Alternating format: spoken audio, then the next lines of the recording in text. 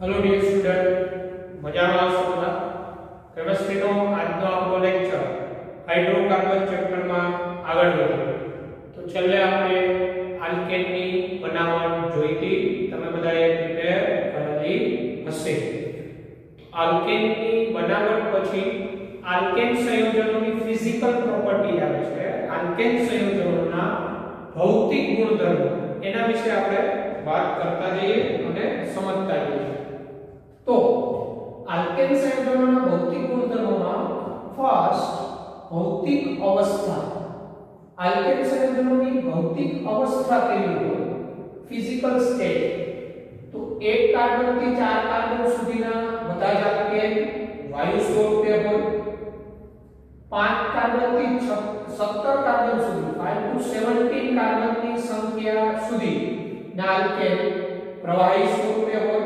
Liquid અને 18 carbon કે તેથી વધુ કાર્બન વાળા બધા જ આલ્કેન ઘન સ્વરૂપે એટલે શું 1 થી 4 કાર્બન સુધીના વાયુ 5 થી 17 કાર્બન સુધીના પ્રવાહી અને 18 કાર્બન કે તેથી વધુ ઘન સ્વરૂપે હોય એટલે એનો અર્થ એવો તો જેમ જેમ કાર્બનની સંખ્યા વધતી જાય છે એમ એની ભૌતિક અવસ્થા ચેન્જ થતી જાય એનું કારણ શું હોય તો જેમ કાર્બનની સંખ્યા વધે અણુનું કદ વધે હવે એવા તો અસંખ્ય અણુઓ હોય તો અણુનું કદ વધે અસંખ્ય અણુઓ હોય બધાના કદ વધે એટલે અણુ વચ્ચે અંતર ઘટે એટલે આકર્ષણ વધે એટલે અવસ્થા ચેન્જ થાય કારણ કે ઘન અવસ્થામાં અણુ વચ્ચે સૌથી વધુ આકર્ષણ હોય તો અહીંયા કીધું 18 કે તેથી વધુ કાર્બન વાળા તો 18 કે તેથી વધુ કાર્બન વાળા એટલે ખૂબ મોટા કદના અણુઓ થયા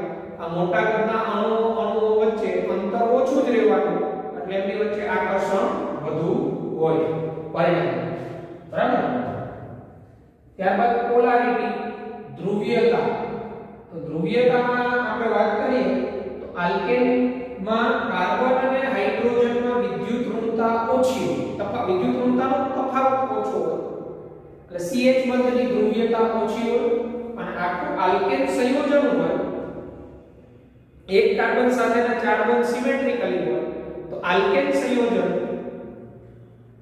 એ અધ્રુવીય સંયોજન હોય આલ્કેન સંયોજન છે એ અધ્રુવીય હોય એટલે એમાં કોઈ પણ પ્રકારના ધન ધ્રુવ કે ઋણ ધ્રુવ ઉત્પન્ન થાય નહીં આલ્કેન સંયોજનો અધ્રુવીય હોય અને આલ્કેન સંયોજનો અધ્રુવીય હોવાને કારણે આલ્કેન વચ્ચે નિર્બળ વાન ડર વાલ્સ આકર્ષણ બળ હોય જેને વિક્ષેપણ બળ કહેવાય અથવા લંડન બળ કહેવાય અથવા અધ્રુવીય આકર્ષણ બળ હોય અણુ અધ્રુવીય હોય એક આલ્કેનનો અણુ બીજો આલ્કેનનો અણુ ત્રીજો ચોથો એમ એકબીજા સાથે જે આકર્ષણ બળ હોય અધ્રુવીય આકર્ષણ બળથી જકડાયેલા હોય એટલે એનો કેવો થયો આલ્કેનમાં અણુઓ વચ્ચે નિર્બળ આકર્ષણ હોય બરાબર એટલે અહીંયા જ વાત કરી C અને H માં વિદ્યુત ઋણતા તફાવત ઓછો તથા બધા જ આલ્કેન અધ્રુવીય તેથી આલ્કેનમાં અણુઓ વચ્ચે લંડન બળ અથવા વિક્ષેપણ બળ અથવા અધ્રુવીય આકર્ષણ બળ હોય નોન પોલાર બરાબર ઉત્કલન બિંદુ એટલે કે બોઇલિંગ પોઈન્ટ તો અણુ વચ્ચે નિર્બળ પ્રકારનું આકર્ષણ બળ હોય બરાબર સમાન આણ્વીય દળ ધરાવતા alcohol carboxylic acid aldehyde ketone ether haloalkane વગેરે કરતા આલ્કેનના ઉત્કલન બિંદુ નીચા હોય આ બધા જ જે ક્રિયાશીલ સમૂહવાળા આલ્કેન સાથે સમાન આણ્વીય દળ હોય એમાં આલ્કેનના ઉત્કલન બિંદુ નીચા હોય કારણ કે આલ્કેનમાં અણુ વચ્ચે નિર્બળ આકર્ષણ બળ હોય એટલે એના અણુને દૂર કરવા ઓછા તાપમાનની જરૂર પડે એટલે એના ઉત્કલન બિંદુ નીચા હોય ત્યારબાદ ઉત્કલન બિંદુમાં તો રેખીય શૃંખલામાં જેમ કાર્બનની સંખ્યા વધે એમ આલ્કેનમાં ઉત્કલન બિંદુ વધે આલ્કેન શ્રેણીમાં તમે મીથેન પછી ઈથેન પછી પ્રોપેન બ્યુટેન પેન્ટેન એમ આગળ જતા જાવ રેખીય શૃંખલામાં તો ઉત્કલન બિંદુ વધતા જાય. મિથેન કરતા ઇથેનનું ઉત્કલન બિંદુ વધારે હોય, ઇથેન કરતા નોર્મલ પ્રોપેનનું વધારે હોય, નોર્મલ પ્રોપેન કરતા નોર્મલ બ્યુટેન, નોર્મલ બ્યુટેન કરતા નોર્મલ પેન્ટેનના ઉત્કલન બિંદુ ઊંચા હોય. તો આનું કારણ શું હોય? તો જેમ જેમ રેખીય શ્રેણીમાં આગળ વધતા જાઓ, કાર્બનની સંખ્યા વધતી જાય, અણુઓના કદ વધતા જાય, એટલે બે અણુ વચ્ચે અંતર ઘટતા જાય, એટલે અણુ વચ્ચે આકર્ષણ વધે, ઉત્કલન બિંદુ વધે. મિથેન કરતા ઇથેનના અણુઓ વચ્ચે આકર્ષણ વધુ હોય, કારણ કે ઇથેનનું મોટું કદ, એટલે એનું સંપર્ક સપાટીનું ક્ષેત્રફળ વધી જાય. ઇથેન કરતા નોર્મલ પ્રોપેન કરતા નોર્મલ બ્યુટેન, અને નોર્મલ બ્યુટેન કરતા નોર્મલ પેન્ટેન. બરાબર? પછી આ જે વાત થઈ એ રેખીય શૃંખલામાં વાત થઈ કે જેમ જેમ કાર્બનની સંખ્યા વધતી જાય સીધી રેખામાં, એમ ઉત્કલન બિંદુ વધતા જાય. બરાબર? સમઘટકીય આલ્કેનમાં નોર્મલ થી નિયો તરફ જઈએ તે ઉત્કલન બિંદુ ઘટે. એટલે એકબીજાના સમઘટક હોય તો સમઘટકની અંદર નોર્મલ, આઇસો અને નિયો એવા પ્રકાર હોય. તો નોર્મલ થી નિયો તરફ જઈએ એમ ઉત્કલન બિંદુ ઘટે. અથવા એમ કહેવાય સમઘટકીય આલ્કેનમાં જેમ વિસ્થાપિત સમૂહની સંખ્યા વધે, જેમ શાખા વધે, આલ્કાઇલ શૃંખલાની શાખા વધે, એમ ઉત્કલન બિંદુ ઘટે. એનું કારણ શું? તો એના રીઝન આ બધા. સમઘટકીયમાં નોર્મલ થી નિયો તરફ જઈએ ઉત્કલન બિંદુ ઘટવાનું કારણ શું? એક તો અણુનો આકાર ગોળાકાર થતો જાય. એટલે અણુ છે ને ગોળાકાર થતો જાય ને, એટલે અણુ એવા બધા જ અણુઓ ગોળાકાર થાય તો એમની વચ્ચેના અંતર છે એ વધી જાય. ટૂંકમાં કહીએ તો સંપર્ક સપાટીનું ક્ષેત્રફળ ઘટી જાય. એટલે અણુ વચ્ચે આકર્ષણ ઓછું હોય. એટલે આવા અણુને દૂર કરવા માટે ઓછા તાપમાનની જરૂર પડે, ઉત્કલન બિંદુ ઘટે. એક તો અણુ આકાર ગોળાકાર થાય, જેમ શાખા વધે, સંપર્ક સપાટીનું ક્ષેત્રફળ ઘટે. બરાબર?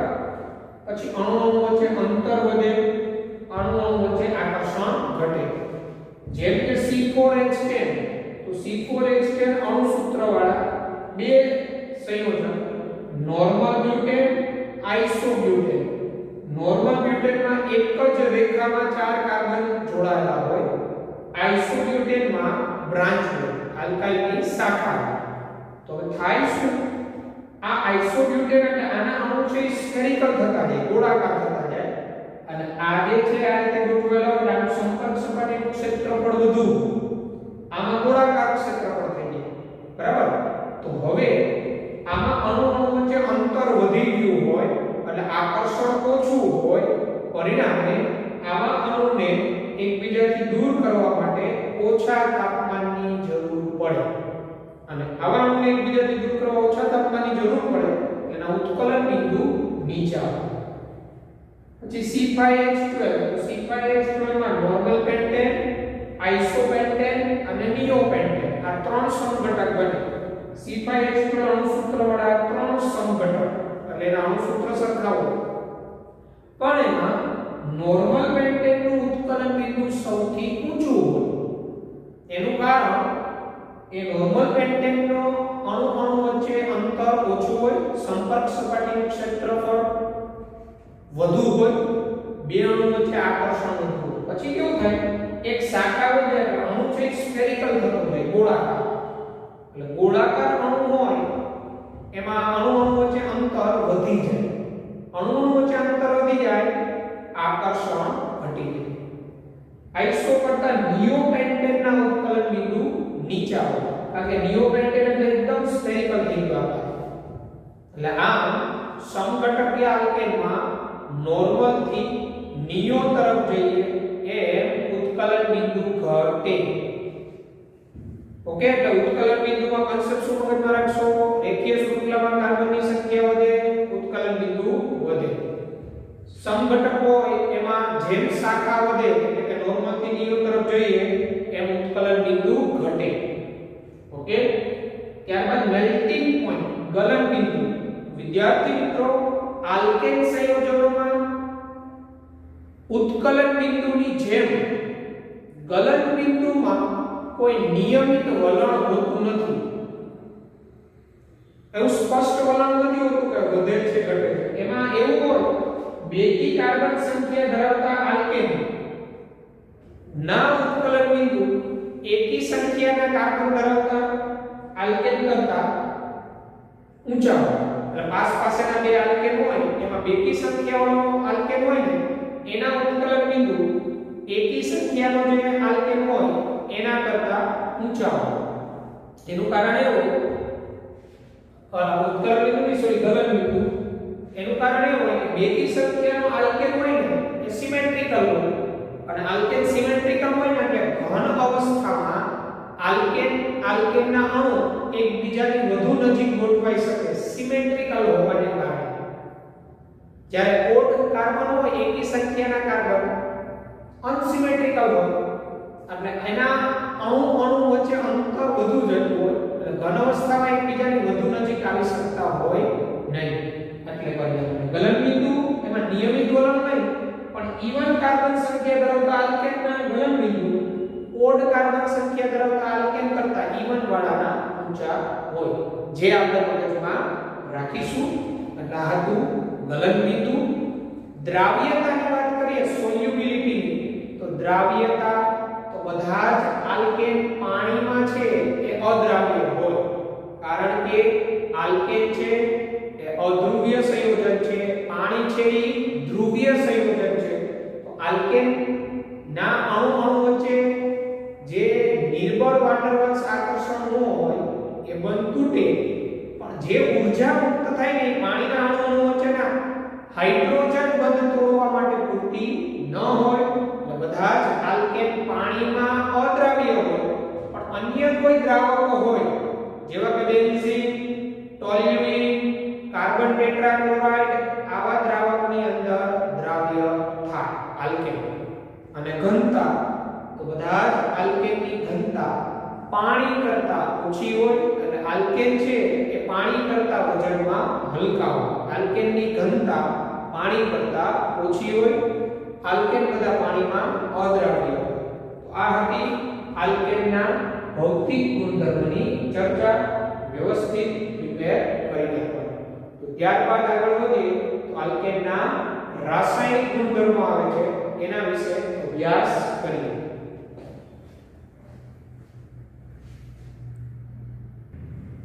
તો પછી રાસાયણિક ગુણધર્મો આલ્કેનના આવે છે અને આલ્કેનના રાસાયણિક ગુણધર્મની આપણે વાત કરીએ આમ તો આલ્કેન છે એ નિષ્ક્રિય જેવી રાસાયણિક પ્રક્રિયાઓ છે. આલ્કેન સંતૃપ્ત હાઇડ્રોકાર્બન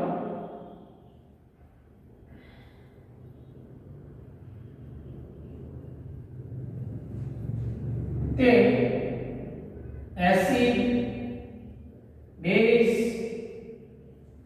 ઓક્સિડેશન કરતા કે રિડક્શન કરતા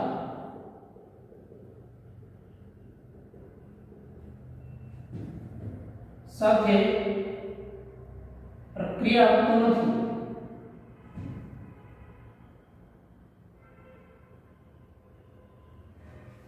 પરંતુ વિશિષ્ટ પ્રક્રિયા પરિસ્થિતિમાં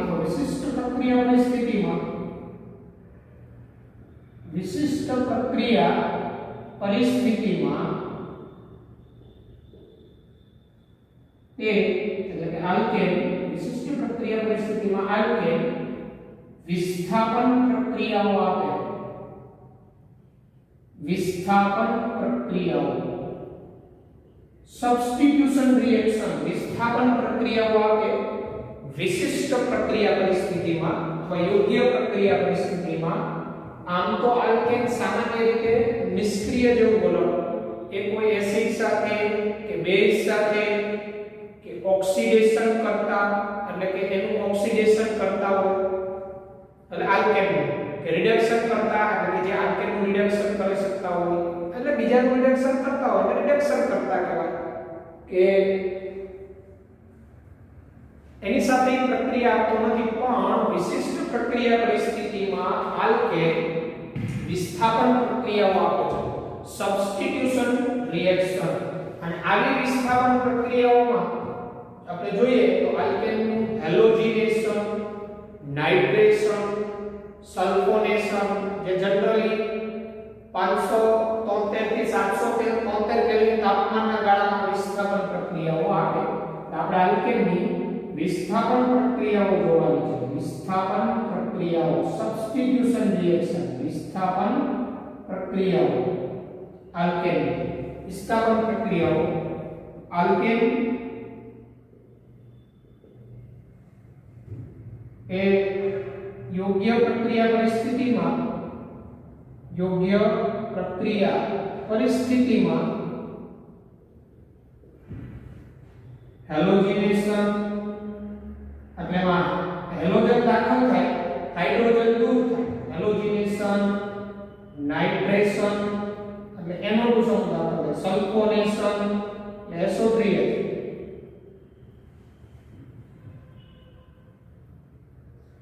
આલ્કેન યોગ્ય પ્રક્રિયા પરિસ્થિતિમાં હેલોજિનેશન, નાઇટ્રેશન, સલ્ફોનેશન વગેરે જેવી વિસ્થાપન પ્રક્રિયાઓ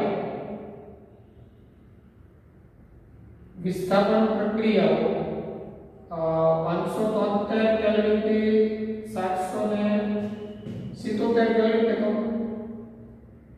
સોરી 773 કેલ્વિન તાપમાનના ગાળામાં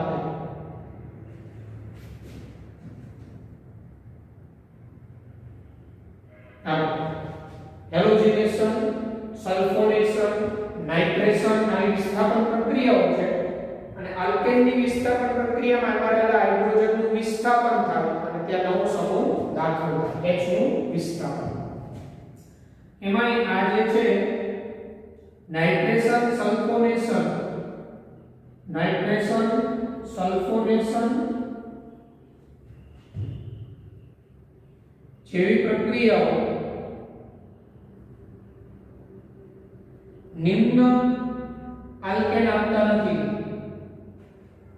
નિમ્ન આલ્કેન એટલે ટૂંકી શૃંખલાવાળા આલ્કેન છે એ નાઇટ્રેશન, સલ્ફોનેશન આપતા નથી, તો સરળતાથી આપતા નથી. નિમ્ન શૃંખલા એટલે મિથેન, ઇથેન, નાઇટ્રેશન, સલ્ફોનેશન ઈઝીલી ન થાય અથવા આપતા નથી. એટલે અહીંયા આપણે આલ્કેનની વિસ્થાપન પ્રક્રિયાઓમાં સૌપ્રથમ ભણીશું આલ્કેનનું હેલોજિનેશન.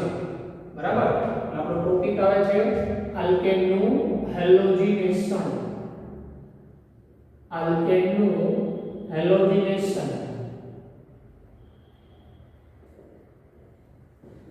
આલ્કેનનું હેલોજિનેશન થયું ક્યારે કહેવાય? આલ્કેનમાં રહેલા હાઇડ્રોજનનું વિસ્થાપન X પરમાણુ દ્વારા થાય. હાઇડ્રોજનનું વિસ્થાપન, આનું વિસ્થાપન X દ્વારા થાય તો આ જે છે એ આલ્કેનનું હેલોજિનેશન થયું કહેવાય, આલ્કેનનું વિસ્થાપન થયું કહેવાય. આલ્કેનમાં રહેલા હાઇડ્રોજનના સ્થાને હેલોજન પરમાણુ દાખલ થવાની ક્રિયા એને આલ્કેનનું હેલોજિનેશન કહેવાય. હવે આલ્કેનના હેલોજિનેશન પ્રક્રિયામાં ક્લોરિનેશન હોય આલ્કેનનું, બ્રોમિનેશન હોય, ફ્લોરિનેશન હોય, આયોડિનેશન. તો આની અંદર કયું સરળતાથી થાય એ આપણે સમજતા જઈએ. તો પહેલા તો આપણે આલ્કેનના હેલોજિનેશનમાં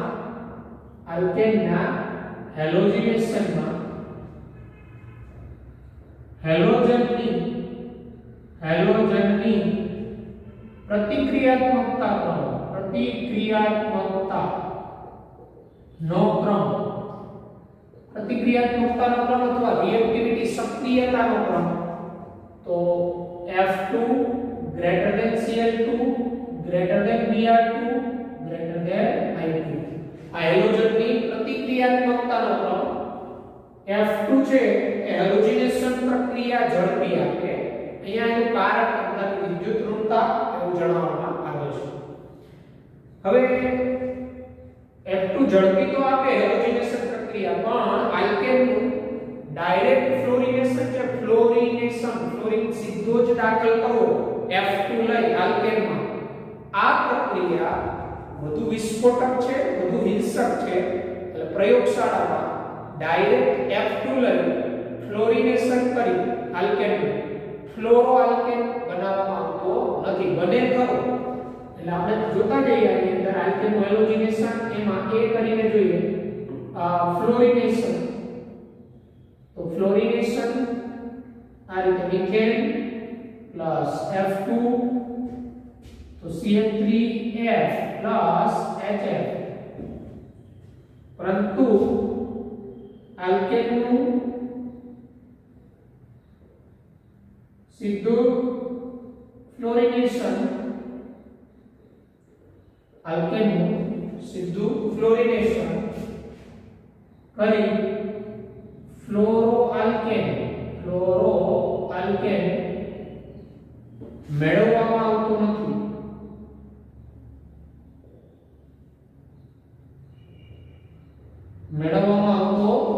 કારણ કે આ પ્રક્રિયા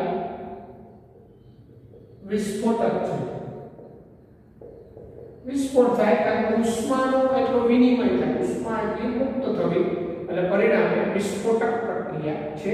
એટલે પ્રયોગશાળામાં ડાયરેક્ટ F2 લઈ અને ફ્લોરોઆલ્કેન, ફ્લોરોઇથેન, ફ્લોરોપ્રોપેન એમ બનાવવામાં આવતું નથી. આપણે આ પ્રક્રિયાની ક્રિયાવિધિ પણ જોશું કે આ પ્રક્રિયામાં વિસ્થાપન થાય છે, પણ આમાં મધ્યવર્તી કયું બને છે એ પણ સમજીશું. ડાયરેક્ટ ક્લોરિનેશન નથી કરવામાં આવતું, ક્લોરિનેશન આલ્કેનનું.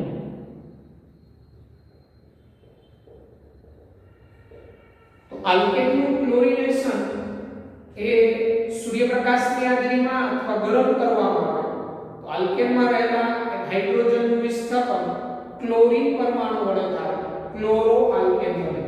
જેમ કે મિથેન પ્લસ Cl2 સૂર્યપ્રકાશની હાજરી અથવા ગરમ કરતા તો મિથેનમાં રહેલા હાઇડ્રોજનનું વિસ્થાપન ક્લોરીન વડે થાય, CH3Cl HCl.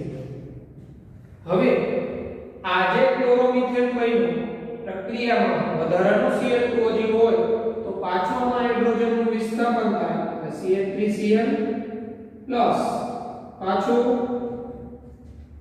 આનું ક્લોરિનેશન થાય સૂર્યપ્રકાશની હાજરી અથવા ગરમ કરો તો CH2Cl2 પ્લસ HCl ડાઇક્લોરોમિથેન. ડાઇક્લોરોમિથેનનું ફર્ધર Cl2 ના વધુ અણુ સાથે પ્રક્રિયા કરે તો પાછા એમાં રહેલા હાઇડ્રોજનનું વિસ્થાપન ક્લોરીન વડે થાય અને CHCl3 ક્લોરોફોર્મ ટ્રાઇક્લોરોમિથેન, અને ક્લોરોફોર્મ કહેવાય, પ્રચલિત નામ IUPAC રીતે એને ટ્રાઇક્લોરોમિથેન કહેવાય. અને આ ક્લોરોફોર્મ CHCl3 Cl2 સૂર્યપ્રકાશની હાજરી અથવા ગરમ કરતા હાઇડ્રોજનનું વિસ્થાપન હેલોજન વડે થાય CCl4 HCl કાર્બન ટેટ્રાક્લોરાઇડ અથવા ટેટ્રાક્લોરોમિથેન બને. કાર્બન ટેટ્રાક્લોરાઇડ અથવા ટેટ્રાક્લોરોમિથેન.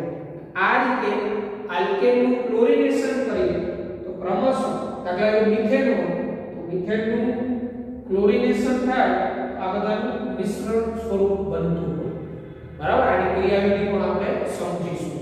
આ પ્રક્રિયા સૂર્યપ્રકાશ અથવા ગરમ કરવામાં આવે ત્યારે થતી હોય. લાહતું ક્લોરિનેશન આલ્કેન. બરાબર છે? Fluorination, chlorination. પછી કયા બાકી? બ્રોમિનેશન અને આયોડિનેશન. આપણે સમજીએ આની ક્રિયાવિધિ, આમાં કઈ રીતના બંધ તૂટતા હોય, જોડાતા હોય, કેટલા સ્ટેપમાં થતું હોય એ પણ આપણે સમજીશું. ઓકે, તો લખી લેવાનું.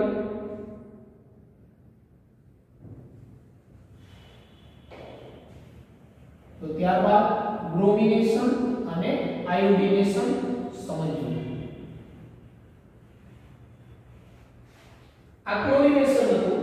હવે બ્રોમિનેશન સી. બ્રોમિનેશન આલ્કેનનું બ્રોમિનેશન. વિદ્યાર્થી મિત્રો, આલ્કેન આલ્કેનનું બ્રોમિનેશન આ ક્લોરિનેશન જેવું જ હોય.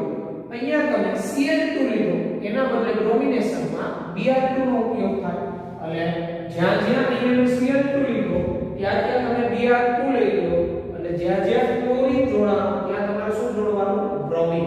એટલે હું અહીંયા લખી નાખીશ બ્રોમિનેશન પ્રક્રિયા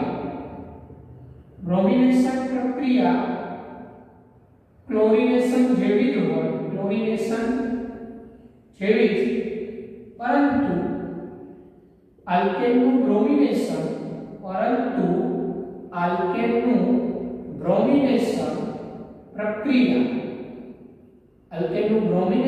પ્રક્રિયા એ ધીમી પ્રક્રિયા છે, સ્લો સ્ટેપ એટલે ધીમી પ્રક્રિયા છે. આલ્કેનના ક્લોરિનેશન કરતા એની બ્રોમિનેશન પ્રક્રિયા ધીમી હોય. અહીંયા જોઈ શકો Br2 ની પ્રતિક્રિયાત્મકતા એટલે કે સક્રિયતા એ Cl2 કરતા ઓછી પરિણામ. એટલે બ્રોમિનેશન પ્રક્રિયા ધીમી. અને D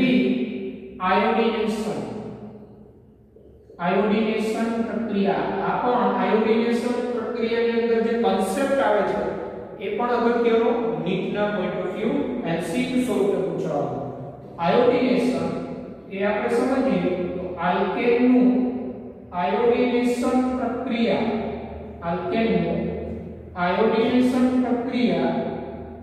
એ પ્રતિવર્તી પ્રક્રિયા છે. એટલે આલ્કેનનું આયોડિનેશન એ પ્રતિવર્તી પ્રક્રિયા હોય એટલે આયોડો આલ્કેન આપણે ખૂબ ઓછું મળે. તો આયોડો આલ્કેન ઓછું મળે, નિપજ ઓછી મળે, તો આપણે એ નિપજ વધારવી હોય તો આપણે શું કરવું પડે? અને પહેલા તો આપણે સમજવું શા માટે આ પ્રતિવર્તી હોય.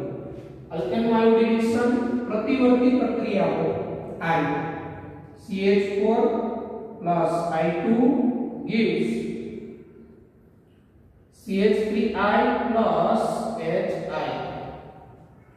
તો પ્રતિવર્તી હોવાનું કારણ, આ પ્રક્રિયા પ્રતિવર્તી હોવાનું કારણ અહીં બનતો HI છે ને આ પ્રબળ રિડક્શન કરતા હોય. આ પ્રક્રિયા પ્રતિવર્તી હોવાનું કારણ, આ પ્રક્રિયા પ્રતિવર્તી હોવાનું કારણ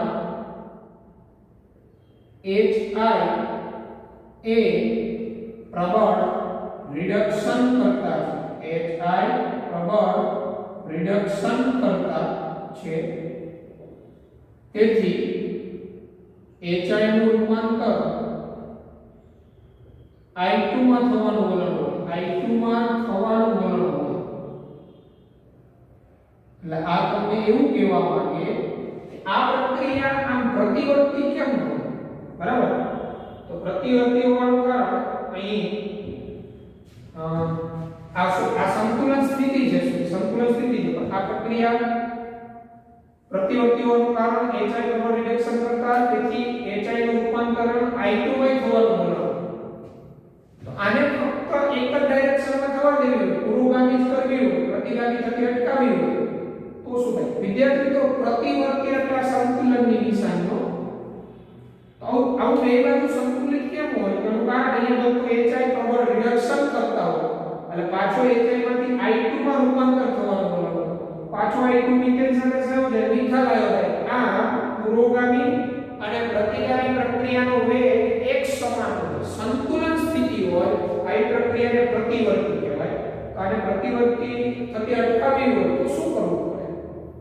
એટલે ગમે એક જ દિશામાં આપણે એને લઈ જવી હોય તો શું કરવું પડે એ આપણે સમજીએ.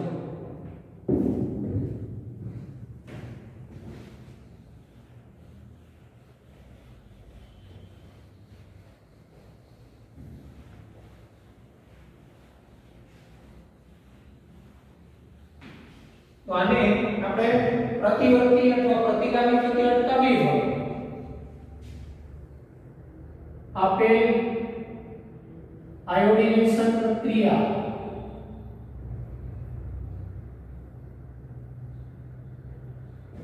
પ્રતિગામી થતી અટકાવવી હોય, પ્રતિગામી થતી અટકાવવી હોય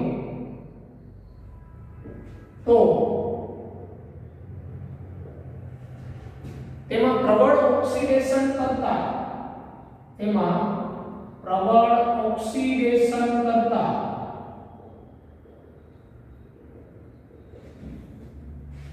જેવા કે HiO3 એટલે આયોડિક એસિડ કહેવાય તેને, HNO3 કે HGO ઉમેરવામાં આવે. વિદ્યાર્થી મિત્રો આ MCQ કોમ્પિટિટિવ માં પૂછાયેલો છે કે આલ્કેન નું આયોડિનેશન પ્રક્રિયા છે એ પ્રતિવર્તી પ્રક્રિયા છે. એને પ્રતિવર્તી થતી અટકાવે તો પ્રતિગામી થતી હોય અટકાવી હોય તો શું કરવું પડે, કયા ઘટક ઉમેરવા પડે?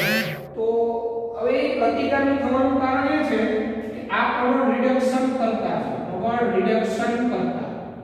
પ્રબળ રિડક્શન કરતા HI હોય તો એ પોતે I નું I2 માં રૂપાંતર થવાનું વલણ ધરાવે. તો આ I નું I2 માં રૂપાંતર થશે બરાબર, એટલે એ I2 તો પાછી પ્રક્રિયા કઈ બાજુ આવવાની, પ્રતિગામી થવાની. પણ અહીંયા એવું થાય કે અહીંયા જે HI બન્યો એની એ સીધો કોઈ અન્ય સાથે પ્રક્રિયા કરી લે તો શું થવાનું, તો I2 આવવાનું નથી. એટલે પ્રક્રિયા તો પાછી પ્રતિગામી નહીં જાય, ફક્ત કઈ બાજુ થયા કરે, પુરોગામી જ આવે. આવી પ્રતિવર્તી પ્રક્રિયા હોય ને એમાં નિપજ તરફથી તમે જેવું આ નિપજ મળે એને દૂર કરી દો તો આ પ્રક્રિયા પ્રતિવર્તી અટકે, પ્રતિગામી થતી અટકે, ફક્ત પુરોગામી જ થાય. અહીંયા જે નિપજ મળે એને દૂર કરતા રહો ફક્ત પુરોગામી જ થાય. તો આને આપણે દૂર કરવું પડે. આ પ્રબળ રિડક્શન કરતા છે, આને આપણે દૂર કરવું હોય તો એમાં પ્રબળ ઓક્સિડેશન કરતા ઘટક ઉમેરવા પડે. હવે પ્રબળ રિડક્શન કરતા, પ્રબળ ઓક્સિડેશન કરતા કોને કહેવાય? તો પ્રબળ ઓક્સિડેશન કરતા એટલે જે બીજાનું ઓક્સિડેશન કરતા હોય અને પોતાનું રિડક્શન કરે. અને પ્રબળ રિડક્શન કરતા એટલે જે બીજાનું રિડક્શન કરતા હોય પોતાનું ઓક્સિડેશન. ટૂંકમાં કરતા પાછળ લાગ્યું એટલે શું કરતા એ બીજાનું કરતા. શું તો કરતાની આગળ જે લખ્યું હોય દાખલા તરીકે ઓક્સિડેશન કરતા, તો એ ઓક્સિડેશન કરતા બીજાનું શું કરે, ઓક્સિડેશન. એટલે આ HNO3 nitric acid, HiO3 iodic acid અને HGO મર્ક્યુરિક ઓક્સાઇડ આ બધા ઓક્સિડેશન કરતા છે. ઈ તમે આની અંદર ઉમેરી દો, HI નું શેમાં રૂપાંતર કરી દે, ઈ પ્રબળ ઓક્સિડેશન કરતા HI ની સાથે પ્રક્રિયા કરી એમાંથી I2 બનાવી દે. ટૂંકમાં HI એની સાથે પ્રક્રિયા કરી દે એટલે પછી HI ની આની સાથેની પ્રક્રિયા આયોડિનેશન. આપણે આયોડિનેશનમાં વાત કરી કે આને પ્રતિગામી થતી અટકાવવા માટે આમાં પ્રબળ ઓક્સિડેશન કરતા ઉમેરવામાં આવે. તો પ્રબળ ઓક્સિડેશન કરતા શું કરે કે આ પ્રબળ રિડક્શન કરતા છે HI, આ પ્રબળ રિડક્શન કરતા HI ને ક્યાંથી દૂર કરે, અહીંથી દૂર કરે. તો આ HI અહીંથી દૂર થઈ જાય તો શું થવાનું, આ પ્રક્રિયામાં હવે HI અહીંથી દૂર થઈ ગયો તો એ આની સાથે પ્રક્રિયા કરશે નહીં અને પાછી પ્રતિગામી પ્રક્રિયા થતી અટકી જાય. તો આ HI પ્રબળ રિડક્શન કરતા અને પ્રબળ ઓક્સિડેશન કરતા દૂર કરે. કઈ રીતના, તો આની HiO3 સાથે આમાં તમે HiO3 ઉમેરી દો, આયોડિક એસિડ કહેવાય. આ આયોડિક એસિડ કહેવાય. આયોડિક એસિડ તમે ઉમેરી દો તો HiO3 અને HI વચ્ચે પ્રક્રિયા થાય. તો HiO3 અને HI વચ્ચે પ્રક્રિયા થાય. દાખલા તરીકે તો 5HI HiO3 અને 3I2 દૂર થાય 3H2. એટલે થયું કેવું, જ્યારે તમે આયોડિનેશન પ્રક્રિયા કરો તો ત્યારે તમારે આ નિપજનું પ્રમાણ વધુ જોતું હોય તો એમાં આવા પ્રબળ ઓક્સિડેશન કરતા ઉમેરી દેવાનું, તો જ આ પ્રક્રિયા વધુ પુરોગામી તરફ આવે. નહીંતર આ રીતે સંતુલન સ્થપાઈ જાય તો આ નિપજનું પ્રમાણ ઓછું મળે. એટલે આનું પ્રમાણ વધારવું હોય તો આ જેવો બને દૂર કરવો પડે. તો આ પ્રબળ રિડક્શન કરતા છે એને દૂર કરવા એમાં પ્રબળ ઓક્સિડેશન કરતા આયોડિક એસિડ કે HGO મર્ક્યુરિક ઓક્સાઇડ કે નાઇટ્રિક એસિડ એ ઉમેરવામાં આવે, જેથી આ HI નું I બધું શેમાં રૂપાંતર થઈ જાય, I2 માં. આ રીતે આયોડિનેશન પ્રક્રિયા દરમિયાન પ્રતિગામી પ્રક્રિયાને અટકાવી હોય તો પ્રબળ ઓક્સિડેશન કરતા ઉમેરવાથી આ આયોડોમિથેનનું પ્રમાણ વધી જાય, કારણ કે આ HI છે એને દૂર કરી દે એટલે HI ફર્ધર આની સાથે પ્રક્રિયા કરતો નથી, જે આપણે મગજમાં રાખીશું. આ પણ ઇમ્પોર્ટન્ટ કન્સેપ્ટ.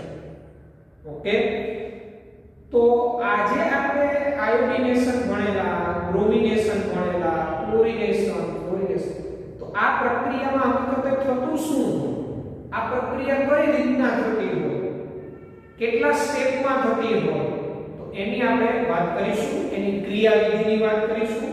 એની ક્રિયાવિધિ ખૂબ અગત્યની. એની ક્રિયાવિધિ ઉપરથી જ આપણે કહી શકશું આગળ આપણે ભણવાના કે એક કરતા વધુ કાર્બન, બે કરતા વધુ કાર્બન વાળો આલ્કેન હોય તો કેટલા સમઘટકો નિપજ તરીકે મળે, નિપજમાં કેટલાનું મિશ્રણ મળે, એ ત્યારે જ કહી શકશું. આપણે હવે એની ક્રિયાવિધિ સમજીએ. ઓકે, તો લખી લેવાનું.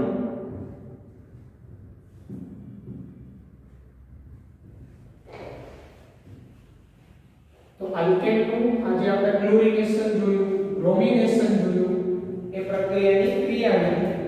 તો કેટલા તબક્કામાં થાય એ આપણે સમજીએ. ક્રિયાવિધિ, મિકેનિઝમ, રિએક્શન મિકેનિઝમ. તો આલ્કેન નું હેલોજિનેશન 3 તબક્કામાં થાય. એમાં પહેલો તબક્કો, ફર્સ્ટ સ્ટેપ, ઇનિશિયેશન ગુજરાતીમાં એને કહેવાય પ્રારંભન. ઇનિશિયેશન. આજે હેલોજિનેશન આપણે જોઈએ, ક્લોરિનેશન, બ્રોમિનેશન, એમાં પ્રારંભમાં જે કાંઈ Cl2 કે Br2 એનું સમવિભાજન થાય સૂર્યપ્રકાશની હાજરીમાં. તો આ Cl2 સમવિભાજનથી એક ઇલેક્ટ્રોન આ ક્લોરીન મેળવે, એક ઇલેક્ટ્રોન આ ક્લોરીન મેળવે. આ રીતે Cl મુક્ત મૂલક છૂટા પડે.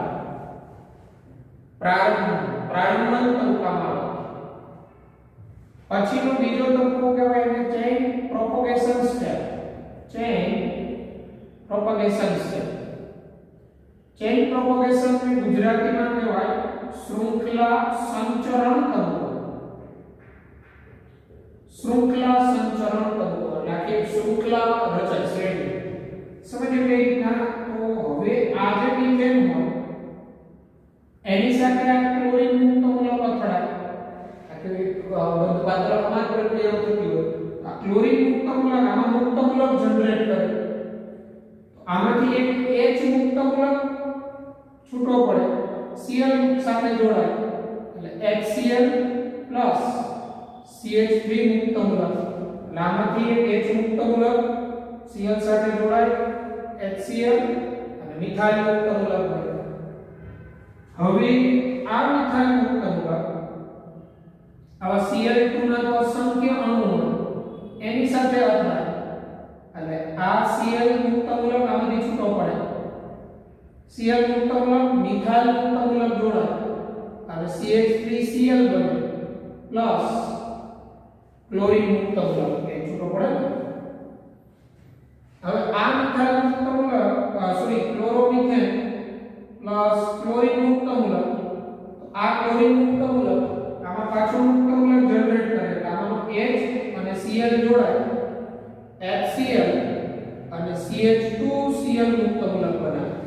આમાંથી એક હાઇડ્રોજન મુક્ત મૂલક સ્વરૂપે એક Cl મુક્ત મૂલક સાથે જોડાય HCl એટલે આમાં CH2Cl મુક્ત મૂલક બને. આ CH2Cl મુક્ત મૂલક પાછું Cl2 સાથે અથડાય. આમાંથી Cl મુક્ત મૂલક આની સાથે જોડાય એટલે CH2Cl2 પ્લસ Cl મુક્ત મૂલક. આ રીતે શૃંખલાનું નિર્માણ થયા કરે અને શૃંખલા સંચરણ તબક્કો કહેવાય. ત્યારબાદ પાછો આમાંથી એક મુક્ત મૂલક દૂર થાય એટલે CHCl3 બને, પાછો એક H દૂર થાય CCl4. આ રીતે આખી શૃંખલા રચાય આ હેલો આલ્કેન બનવા. આને ચેઇન પ્રોપગેશન સ્ટેપ કહેવાય, બીજું સ્ટેપ. અને આ જે પ્રક્રિયા જોઈએ છે આપણે ક્લોરિનેશન બ્રોમિનેશન, એનો ત્રીજો તબક્કો હોય જેને ઇનિશિએશન કહેવાય, અંતિમ તબક્કો. ઇનિશિએશન એટલે પ્રક્રિયા પૂર્ણ થવાને આને હોય અંતિમ તબક્કો. તો હવે શું થાય, અંતિમ તબક્કામાં કેવું હોય, આની અંદર તમારું જે પ્રક્રિયા છે આનું પ્રમાણ ઓછું થઈ જાય. હવે શું થાય, તો પેલા ClCl મુક્ત મૂલક હોય એ પણ જોડાય અને શું બનાવતા હોય, Cl2. કારણ કે આ ક્લોરીન મુક્ત મૂલક હોય એવા અસંખ્ય રચાતા આપણા પ્રક્રિયાનું પ્રમાણ ઓછું થાય. તો ત્યારબાદ આ ClCl જોડાય Cl2 બનાવે. મિથાઇલ મિથાઇલ જોડાય, આ મિથાઇલ મિથાઇલ મુક્ત મૂલક કયો હોય, આ મિથાઇલ મુક્ત મૂલક એ અસંખ્ય હોય. મુક્ત મૂલક હોય એ ખૂબ સક્રિય હોય, એનું આયુષ્ય ક્ષણિક હોય, પોતાને અષ્ટક પૂર્ણ કરવું હોય. મુક્ત મૂલક બીજા મુક્ત મૂલક સાથે જોડાય, મિથાઇલ મિથાઇલ જોડાય અને ઇથેન બનાવે. આ ઉપરાંત મિથાઇલ મુક્ત મૂલક અને Cl મુક્ત મૂલક જોડાય, CH3Cl બનતું હોય. ઇનિશિએશન એ ટર્મિનેશન, અંતિમ તબક્કો એટલે ટર્મિનેશન.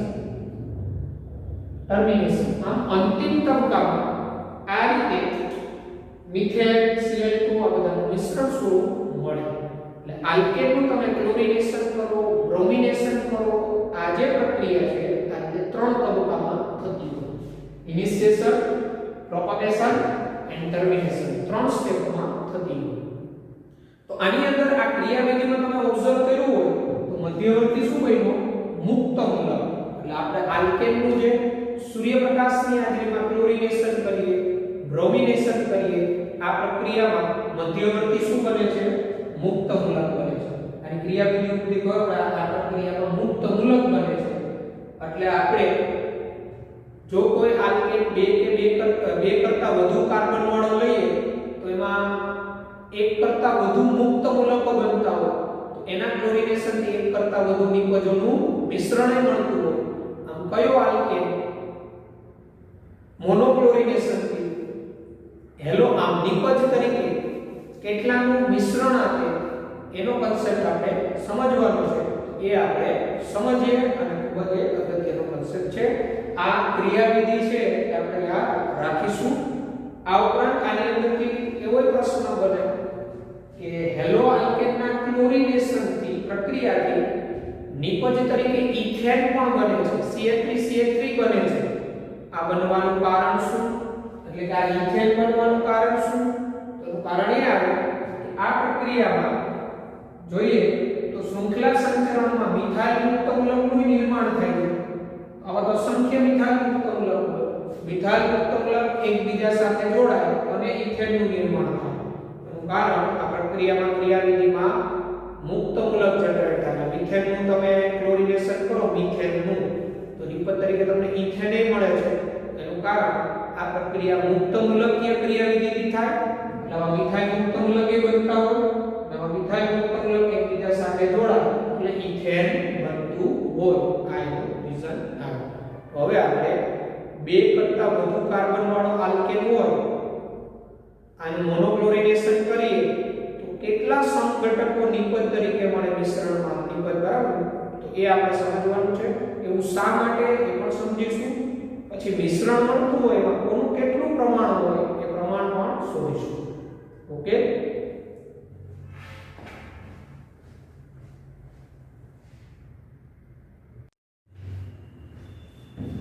તો આપણે આ એક નોંધ ખાસ યાદ રાખીશું કે આપણે જે આગળ ઉદાહરણ જોયું એ મિથેનનું હતું જેમાં એક જ કાર્બન હતો પણ એક કરતા વધુ કાર્બન હોય એવા આલ્કેનનું આપણે મોનોક્લોરિનેશન કે મોનોબ્રોમિનેશન કરીએ તો નિપજ તરીકે કેટલા સમઘટકોનું મિશ્રણ મળે એ કન્સેપ્ટ ખૂબ અગત્યનો આ ટોપિકમાં.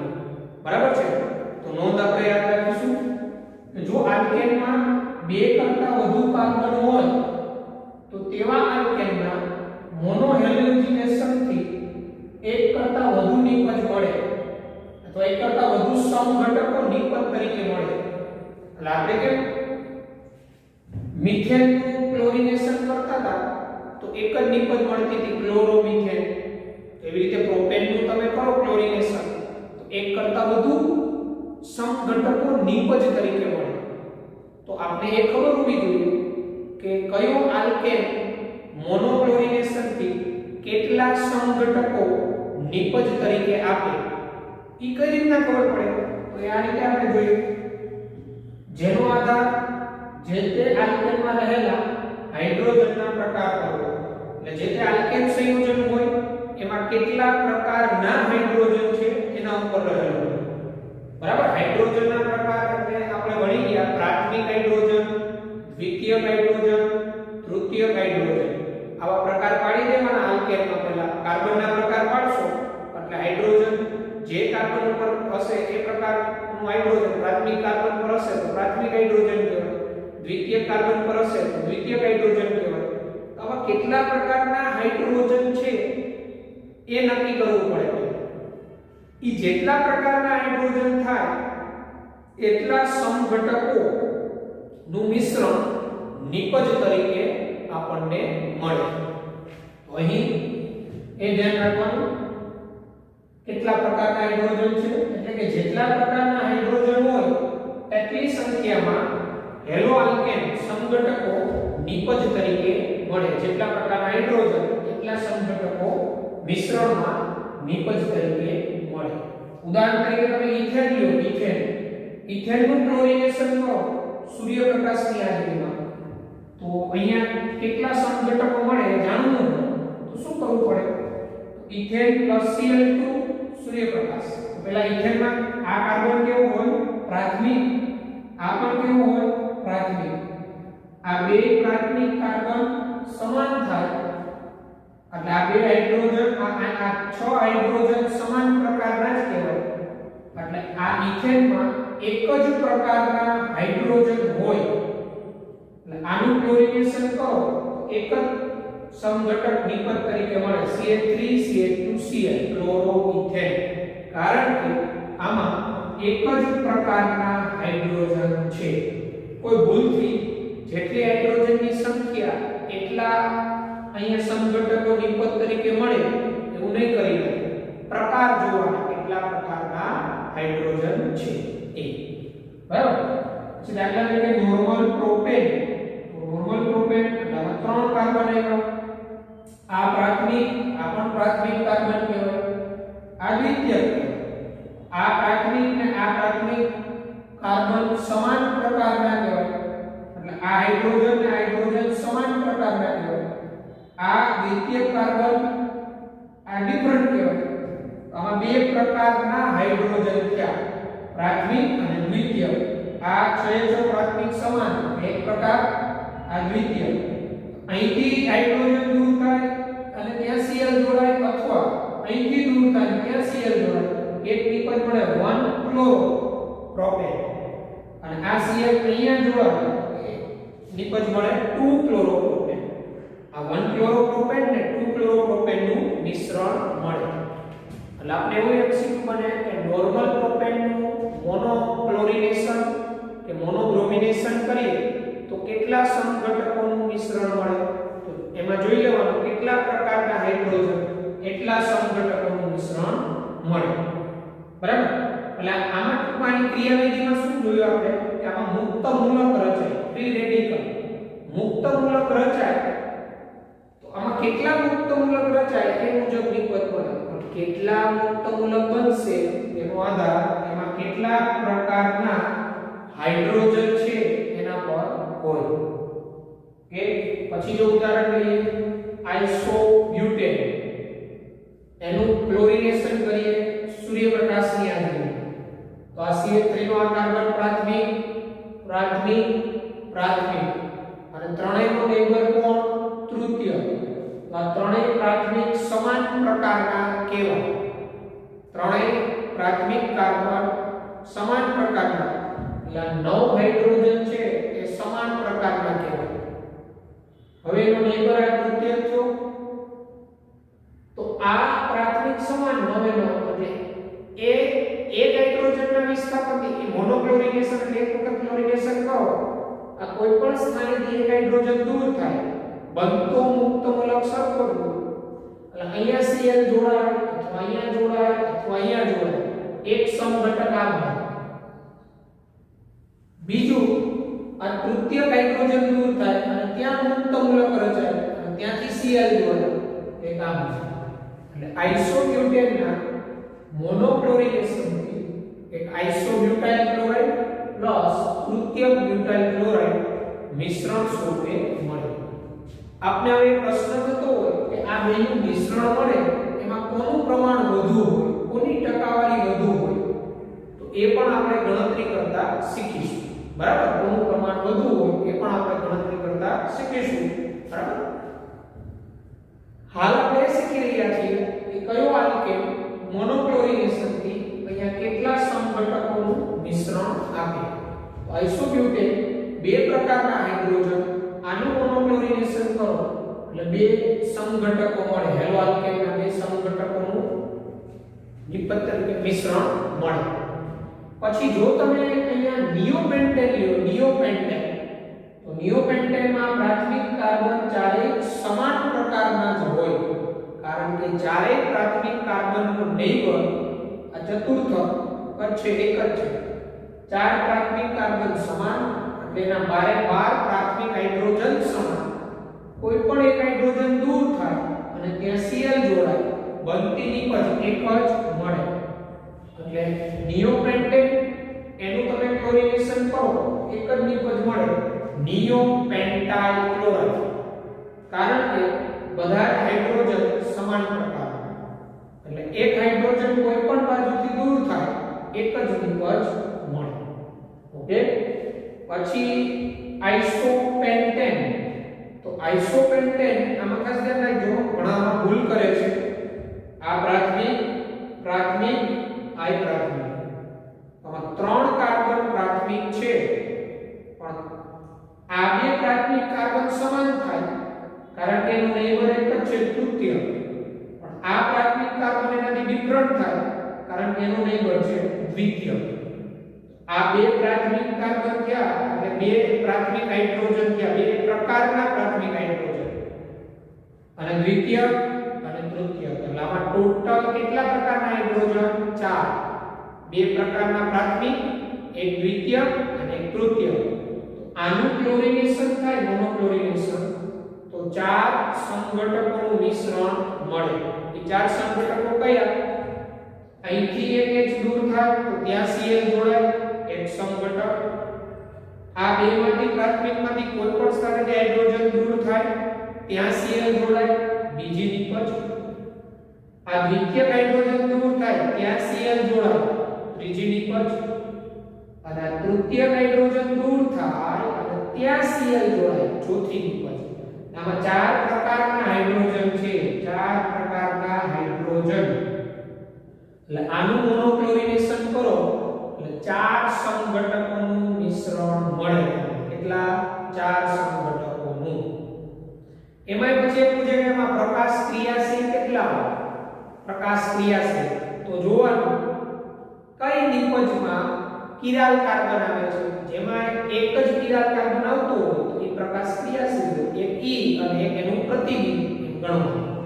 બરાબર, તો આ આઇસોપેન્ટેન એનું મોનોક્લોરિનેશન કરો સૂર્યપ્રકાશની હાજરીમાં તો 4 સમઘટકોનું મિશ્રણ મળે. એ 4 કયા કયા મેં તમને કીધા. હવે આપને પ્રશ્ન થતો હોય કે 4 સમઘટકોનું મિશ્રણ મળ્યું એમાં કોની ટકાવારી વધુ હોય, કોની ઓછી હોય, તો એ ટકાવારી ગણવા માટેની એક મેથડ છે, સૂત્ર આવશે, એ આપણે જોશું અને પછીના લેક્ચરમાં. ઓકે, તો એ આપણે એના પછીના લેક્ચરમાં વાત કરી દઈશું એટલે તમને ખ્યાલ આવી જશે. તો આ મગજમાં રહેવું જોઈએ કે એમાં કેટલા પ્રકારના હાઇડ્રોજન, એ મુજબ તમને કેટલા સમઘટકો મળે નિપજ તરીકે. એટલે નીટના પોઈન્ટ ઓફ વ્યૂ આ ટોપિક વેરી મોસ્ટ આઈએમપી સમજીને પ્રિપેર કરવો. આજના આપણા લેક્ચરમાં અહીંયા સુધી રાખીએ, પછીના લેક્ચરમાં આગળ વધીશું. Okay, good bye, take care.